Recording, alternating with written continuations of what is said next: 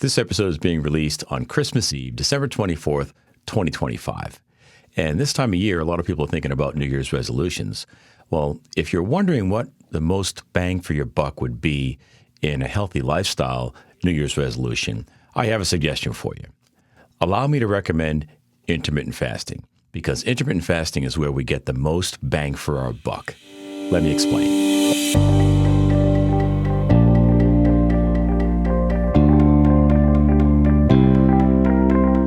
Welcome to the Christian Healthy Lifestyle Podcast, where I help you navigate natural health so you can stay out of the doctor's office, age gracefully, and live a more purpose-driven life.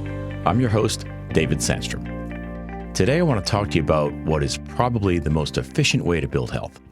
And by most efficient, I mean that we get the most bang for our buck, or to borrow a financial term, we get the most return on our investment, or ROI. And that thing is intermittent fasting. Now, all fasts are intermittent, right? No one permanently fasts unless they're dead. So that's really not the best term to use, but most people understand what we mean when we say intermittent fasting. It's abstaining from food for a predetermined period of time. Now, I say the most bang for your buck because it doesn't cost you anything, and it provides tremendous benefits for all three areas of the human condition: spirit, mind, and body. Very few things can do that. I'm going to have a lot more to say on this subject a little bit later, but as far as the spirit goes, in Matthew chapter 17, Jesus' disciples were unable to cast out a demon from a boy who would repeatedly throw himself into fires. So Jesus comes along and he casts out the demon, and when the disciples asked Jesus why they couldn't do it, he said, "This kind does not come out except by prayer and fasting." So there's something very powerful about fasting, the humility it takes to fast. So if we're looking for a breakthrough of some kind, the combination of prayer and fasting can be powerful tools in our arsenals. Now, for the mind, fasting improves mental clarity and processing power in the brain. It increases mental alertness. Now, I'm going to have a lot more to say on that in just a minute. And for the body, fasting has a long list of benefits. For one, cellular renewal that leads to better energy production, gut repair that leads to more efficient digestion, which allows us to absorb more nutrients from the food we're eating, hormone balancing that leads to better moods and better blood sugar control, and an immune system reset that leads to fewer illnesses. Now, after what happened during the COVID pandemic, I'm sure you can understand that having a stronger immune system is a pretty good thing to have in your arsenal. Now, the list of benefits goes on and on. So fasting is one of the most powerful and inexpensive forms of building health. Fasting from food is not radical Christianity, it's basic Christianity. In Matthew chapter 6, verse 16, Jesus said, "When you fast, not if you fast." Fasting should be considered a normal, everyday part of the Christian healthy lifestyle. Remember, we are fearfully and wonderfully made. God created us a little lower than the angels, and he gave us something the animal kingdom doesn't enjoy. And that is the ability to make conscious choices that, although create short-term pain, those choices will produce a long-term gain. We're using our agency to make a choice for better health outcomes. The discomfort is temporary, but there's a long-term benefit attached to those choices. The concept is called delayed gratification, and it's a skill that I think very few people do well. The football player Jerry Rice said this: "I'm willing to do today what others won't, so that tomorrow I can have what they can't." I really love that quote, and I think it really applies to intermittent fasting. Let's face it, most people will not adopt this as a lifestyle. But as followers of Jesus Christ, we're called to be different. Check out this verse here, Proverbs 23:2. "Put a knife to your throat if you are given to gluttony." Now, of course, that doesn't mean we should literally slice our own throats. A lot of times the Bible uses hyperbole to make a point. But that means that we should be in charge of our eating habits and not be controlled by our base desires and cravings. If someone ate a nutritious lunch at noontime And at 6 that evening, they say, I'm starving. Well, that's really not true. No one is starving after a 6-hour fast. When I was a flight instructor, I found that students learned better when they understood the reason why we were tackling that subject. If you're teaching a child, you can just tell them, do it because I said so. And that's maybe the best way to go. But when you're teaching adults, they want to know why. So on flight lesson number 1, I would practice flying in a straight line and flying in rectangles and circles with the students. Now, without an explanation beforehand, it'd be very easy for the student to conclude that, well, this exercise is pretty pointless. I want to learn how to fly. I don't want to do these basic things. But I would always explain that every turn is at least a portion of a circle over the ground. And flying rectangles over the ground is how we arrive and depart from every airport. We call it a traffic pattern. We fly a traffic pattern that consists of rectangles and turns, which are portions of circles. So after I explained why we're doing those skills and the student understood, then they were far more motivated to practice those basic flying skills because they knew they'd be using those skills every time they climbed in an airplane. So in this episode, I want to explain what happens inside our bodies in the various phases of a fast so that you can understand why this is so fundamental to building holistic health and why I recommend this as part of everyone's Christian healthy lifestyle. So I'm going to use a time frame format here and go through how our bodies respond to taking a break from food now and then. So let's walk through what happens to these magnificent temples of ours when we stop eating. The first stage is 0 to 8 hours after we stop eating. The first thing that happens when we finish a meal is our body goes to work digesting that food. And immediately after that, our blood sugar will rise, and that stimulates an insulin release. Now, insulin is a hormone that drives sugar from the blood into our cells where it belongs so they can make energy from it. Now, shortly after that, both blood sugar and insulin levels will start coming down and stabilize. Most people don't experience this as often as they should because during the day, they're constantly snacking. Again, you want your blood sugar and insulin to rise and then come back down and stabilize, but that takes time. If we're constantly snacking because we feel hungry between meals, that's a problem. So the solution is not to eat more. The solution is to eat less. One reason we feel hungry shortly after meals is we're eating nutritionally depleted processed food, and our body is asking for more nutrition, not more processed, nutritionally depleted junk food. Another reason why we might be hungry after a meal is we ate the wrong macronutrient ratios. Macronutrients are protein, carbs, and fat. But that's going to be an episode, topic for another episode. We can't get into that here. We're going to focus on fasting right now. Another reason people are constantly eating throughout the day is that they've been told by the experts that it's a healthy eating habit. Some people who claim to know something about nutrition say eating smaller, more frequent meals throughout the day revs up our metabolism and helps us lose weight. Now, I disagree with that recommendation because, as we're about to see, that runs contrary to our God-given natural design. I often say in the show, we don't lose weight in order to get healthy. We get healthy in order to lose weight because a healthy person doesn't struggle with their weight. With an intermittent fasting lifestyle, daily we still eat 3 meals a day, but we eat those meals in a shorter window of time. So we may lose weight with a fasting lifestyle, but it's not because we're restricting calories. It's because we're building health. Now, blood sugar and insulin really start to stabilize at the 14-hour mark. If you have 14 hours without food, every time we eat, any meal or snack will raise our blood sugar.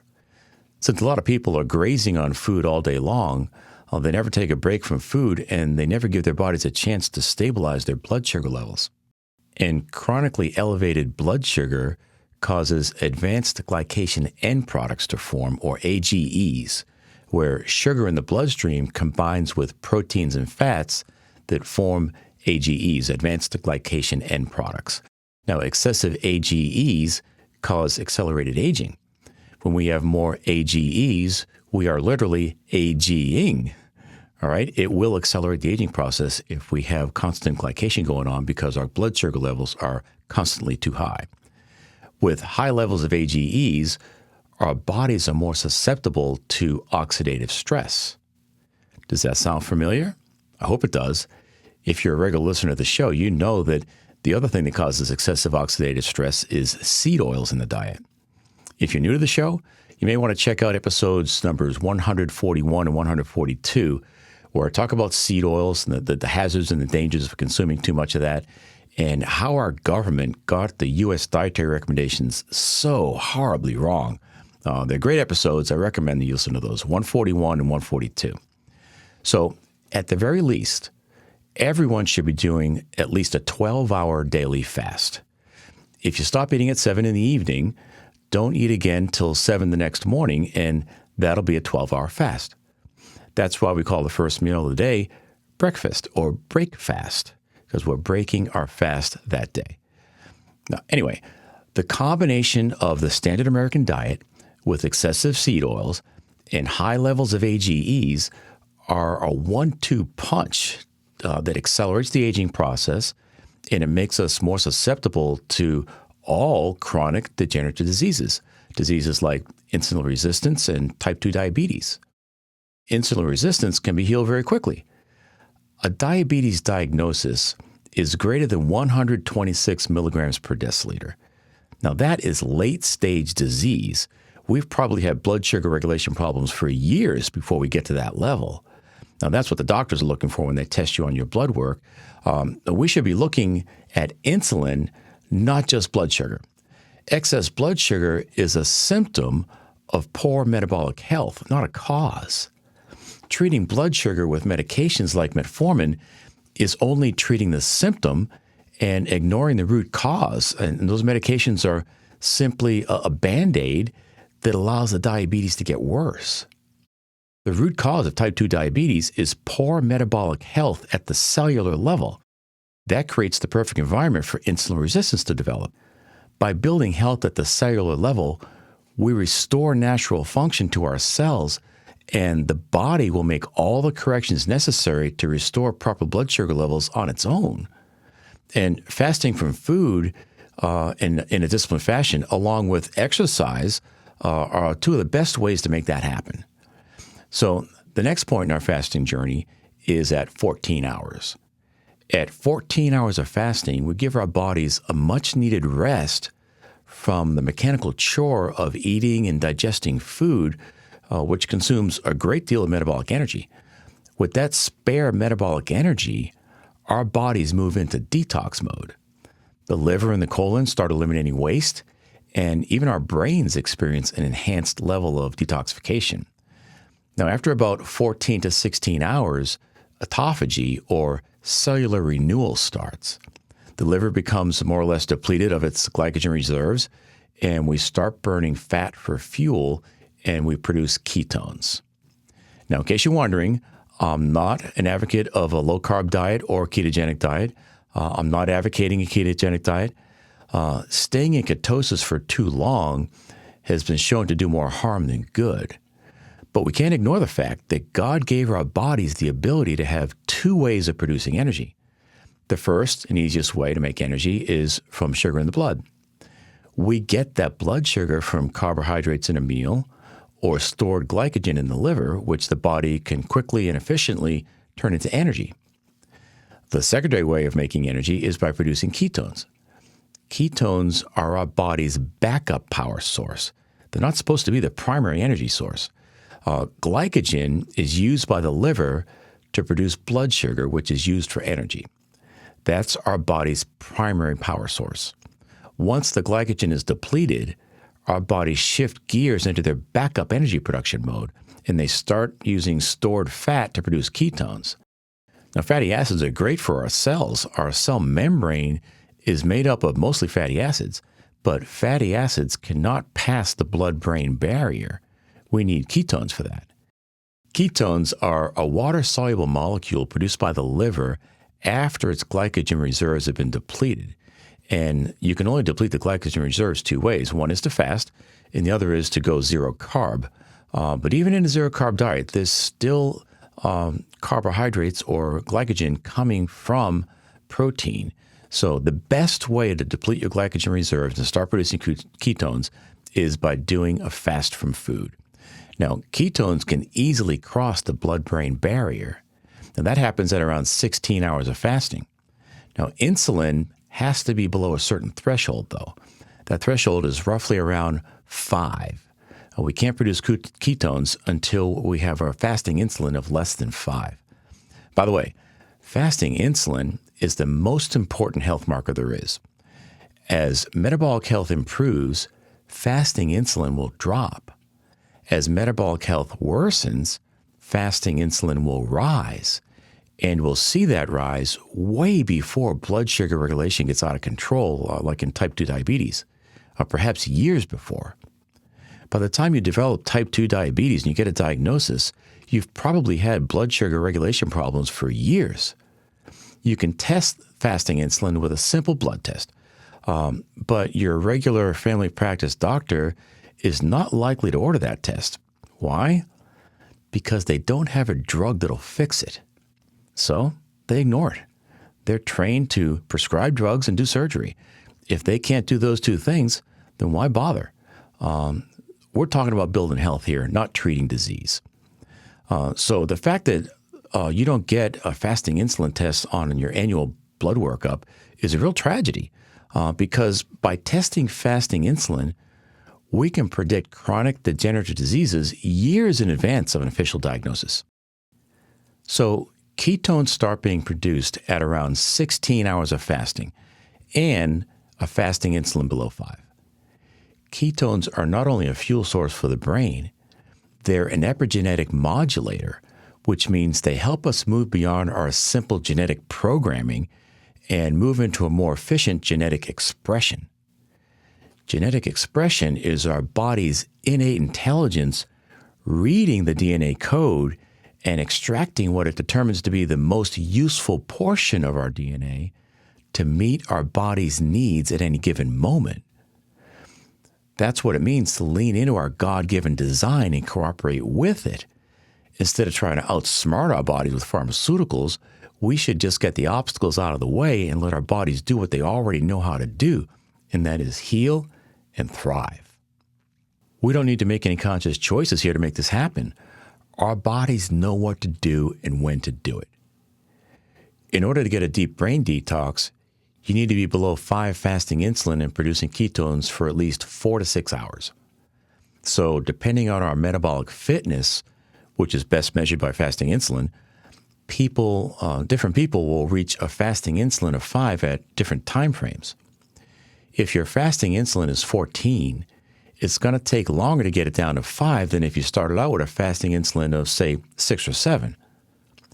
That's what it means to be metabolically fit. And that's why some people can ease into a fasting lifestyle more quickly than others. Some people can fast without experiencing what's called the keto flu, where you have some detox reactions and your body starts releasing toxins, and you've got so much toxic buildup in the body that the liver gets overwhelmed, and you start experiencing symptoms like brain fog, headache, lethargy. It's uncomfortable. It feels like you might feel like you have the flu. That's what people call the keto flu. If you are more metabolically fit, you're less likely to experience that. So ketones also reduce brain inflammation. We start to think more clearly. We have more creativity and innovation, and our intuition increases. Now, personally, I've found that my ability to hear from the Holy Spirit is dramatically enhanced during a fast. Fasting just simply clears out the static in my communication lines with the Holy Spirit. Some of my more important life decisions were made when I heard from the Holy Spirit during a fast. It's a very intimate time. I love to spend time praying and listening to God when I'm in a fasted state. It's next level. Now, I believe God loves to see the humility we express when we intentionally refrain from a legitimate need like food. Hebrews 11:6 says, God is a rewarder of those who diligently seek him. A spiritual fast is one way to diligently seek after God and be more connected to him. Just read Daniel chapter 10, where Daniel does a 21-day fast, and he has an incredible encounter with an angelic being. It's really a dramatic story. You should take time to read that. Daniel chapter 10. It's a good read. There are benefits attached to being closer to God. God is always near, but our busy lifestyles prevent us from sensing His presence. A spiritual fast can facilitate more closeness with God, the Holy Spirit. So there's spiritual reasons why we can more easily hear from God during a fast, and God is more likely to move mountains for us when we fast and pray. However, there are physical reasons as well. Okay, now listen up, because this is really cool. There's an important point in a fast at about 18 to 20 hours where it's like installing a turbocharger on our brains and boosting our IQ. Raise your hand if you'd like to boost your IQ. If you're listening to the audio version of this podcast, I've got my hand raised right now. Now, researchers have studied Einstein's brain. Albert Einstein's brain was slightly smaller than the average person of his size and weight. And he didn't have any more neurons than the average person, but he had much more tightly packed synapses, which gave him a greater ability to make quicker, more efficient calculations. Our brains can produce more synapses too under the right conditions. It's called brain neuroplasticity, and it makes our brains more like Einstein's brain. Now, at 18 to 20 hours into a fast, our bodies produce a compound called BDNF, or brain-derived neurotrophic factor. BDNF is like Miracle-Gro for our brains. It creates more synapses and strengthens the neurons in the brain. It makes us more like Einstein. A neuron is a type of brain cell that fires when we're thinking or processing information.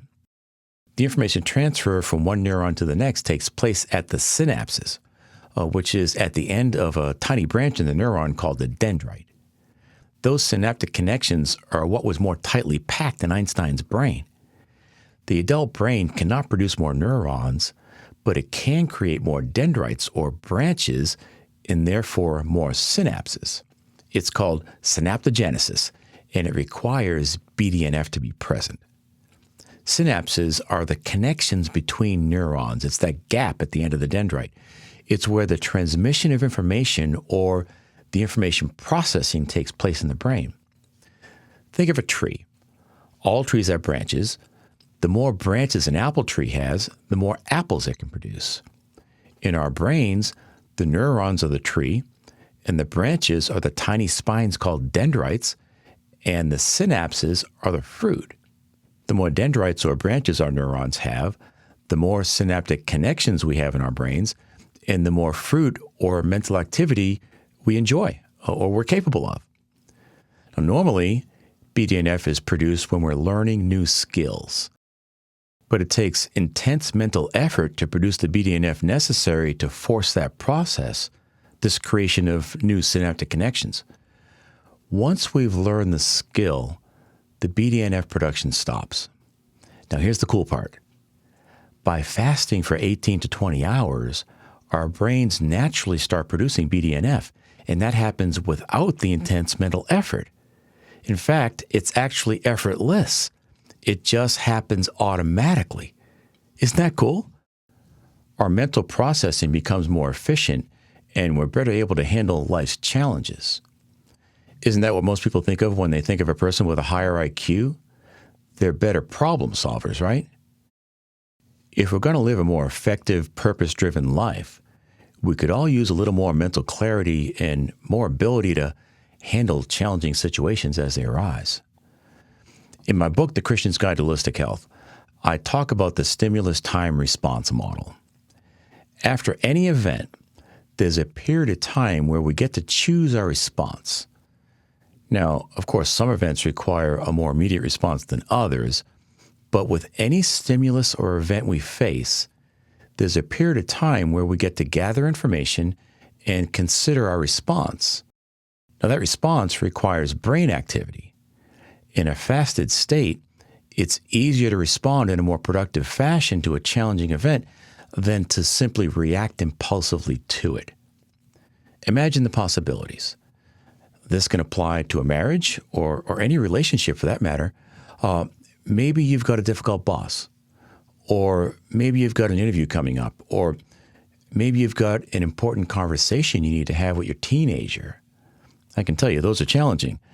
In those situations, do you think a little more mental processing power would help? You bet it would. Remember, thoughts produce actions. Every word we speak and every action we take is preceded by a thought. When we see Jesus in the Gospels interacting with the Pharisees, or the disciples for that matter, we see him always being in control. We see him always choosing his words and his actions carefully because they had a profound meaning attached to them. So fasting helps us think, speak, and act in a more Christ-like fashion. So one way of saying this is fasting gives us more love, joy, peace, patience, kindness, goodness, gentleness, and self-control. In other words, it's easier to produce more fruit of the Spirit. God literally wired us to produce the fruit of the Spirit. Is that not cool or what? I don't know about you, but I want all the love, joy, and peace I can get, and fasting helps us enjoy more of it. So by extending the fast to 16 to 24 hours, we'll experience at least 6 to 8 hours of enhanced brain functioning. So another important point to talk about is 24 hours. At 24 hours of fasting, autophagy really starts to ramp up. Now, autophagy will start at 14 hours, but it really ramps up at 24. Autophagy is our bodies identifying old, worn-out cells and either recycling or eliminating them. You may say, well, why would I want to eliminate cells? I'm not trying to lose weight. The cellular renewal that takes place during a fast is cooperating with our God-given natural design and coming alongside our body's natural processes. Let me explain. In order to maintain our health and vitality, we've got to replace old, worn-out cells on a regular basis. Some cells, in the course of doing their jobs, will become damaged and stop functioning at a high level. When they do, they create problems, and we call them senescent cells. I want everyone to become familiar with the term senescent cells. A normal cell divides and creates new copies of itself. When it gets too old or damaged, it triggers a self-destruct sequence called apoptosis. And apoptosis makes room for new, fresh, healthy cells. A senescent cell is a cell that has stopped dividing but refuses to die. It more or less becomes a zombie cell. It's not dead, but it's no longer functioning as a healthy cell. It's not optimum. Normally, in a healthy person, senescent zombie cells get tagged for removal by the immune system.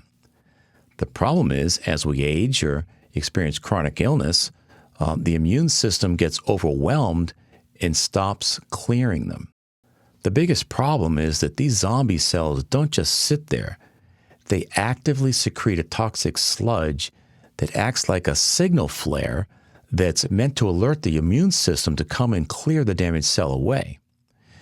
I live in the suburbs of North Atlanta, and up here we have a very nutrient-rich soil and a lot of rain and a lot of sunshine. So things grow really well around here. So anytime a builder wants to build something, a house or an office building, they're going to start with an empty lot, and that empty lot is going to be full of trees because they grow like crazy around here in Georgia. So after they do the survey, a crew will come in and wrap an orange flag around the trees they want removed, and they won't mark the trees that they want to stay. That way, when the crew comes in to take the trees out, they know which trees to remove and which trees to leave alone. The same thing happens inside our bodies. Our old, worn-out cells get tagged for removal. But if our cells are compromised by toxin exposure or some type of stress, they don't secrete the sludge or send up the signal flare like they should, and then they're not removed by the immune system, and they become a zombie cell or a senescent cell. The zombie cells pile up, spreading inflammation to their healthy neighbors and turning them into zombies too. Not only that, a damaged senescent cell will have a compromised mitochondria.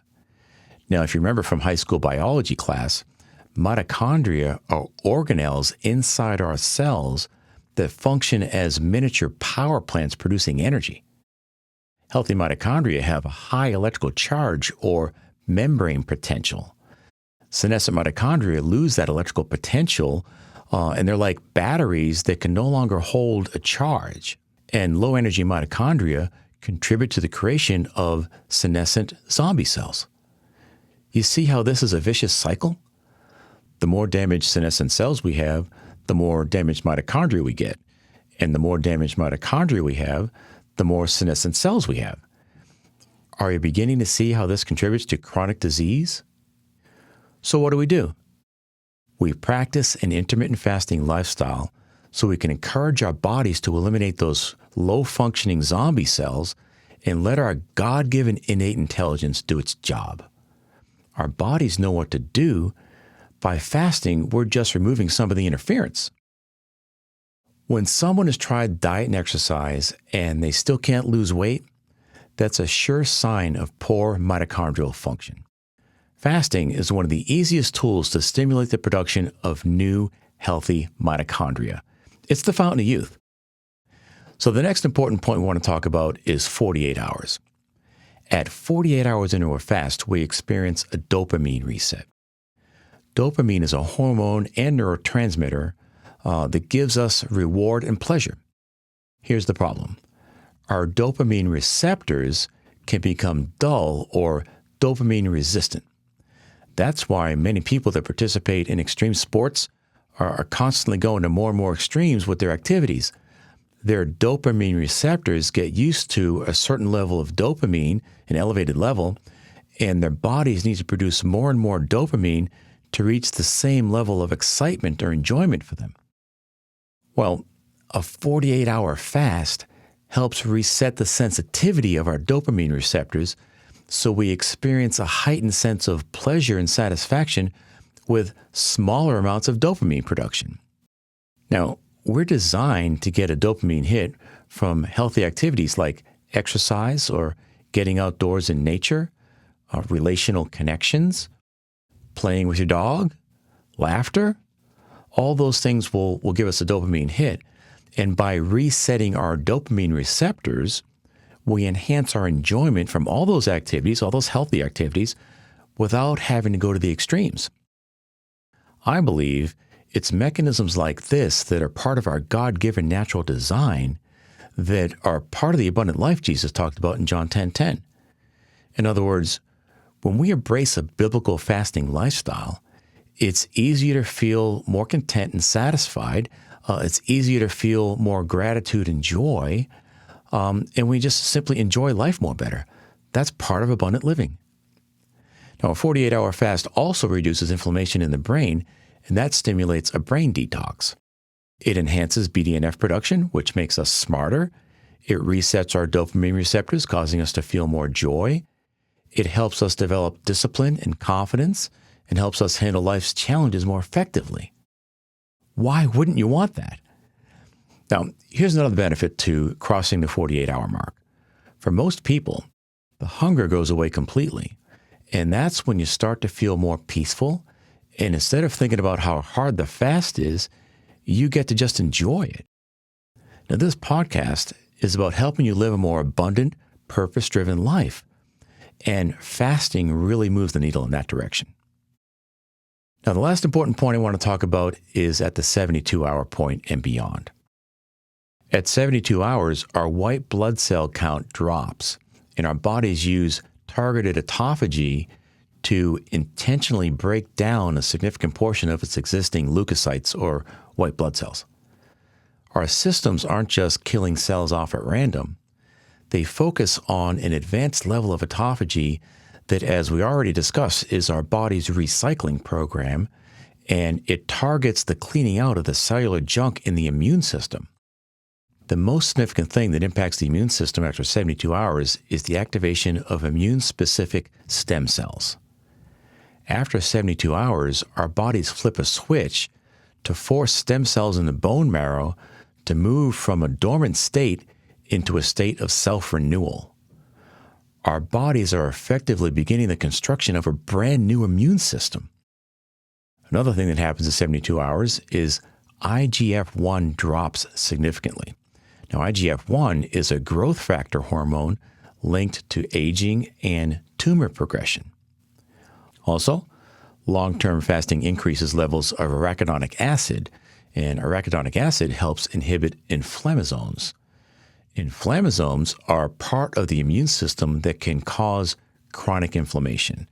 And as I'm sure you all well know, chronic inflammation is attached to almost every chronic degenerative disease. You see how big this is?